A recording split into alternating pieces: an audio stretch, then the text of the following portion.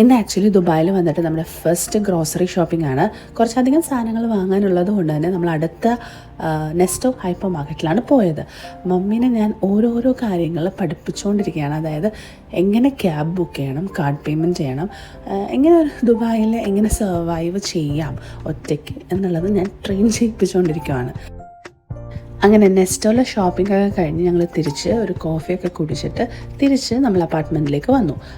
അതിന് ശേഷം നമ്മൾ അടുത്തുള്ള ഗ്രോസറി, അതായത് കുഞ്ഞൊരു ഗ്രോസറി ഉണ്ട്, അവിടെ പോയിട്ട് കുറച്ച് ആവശ്യമുള്ള സാധനങ്ങൾ, അതായത് അവിടെ കിട്ടാതിരുന്ന കുറച്ച് സാധനങ്ങളൂടെ വാങ്ങി നമ്മൾ നേരെ വൈകുന്നേര പരിപാടികളിലേക്ക് കടന്നു. ഇന്ന് ഈവനിങ് സ്നാക്ക് നമ്മളുടെ ചാനലിൽ തന്നെ ഇതിൻ്റെ റെസിപ്പി ഇട്ടിട്ടുണ്ട്.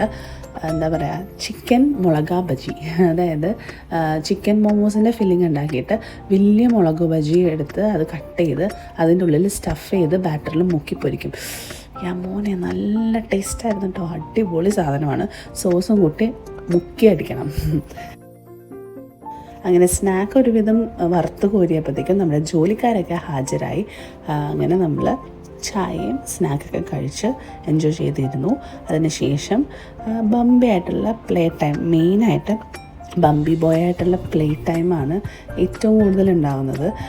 എല്ലാവരും വന്നിട്ട് ബംബിനെ ഭയങ്കരമായിട്ടും പാമ്പർ ചെയ്യും. നല്ല അടിപൊളിയാട്ടോ. അതിനുശേഷം നമ്മൾ ഡിന്നർ കഴിച്ചു.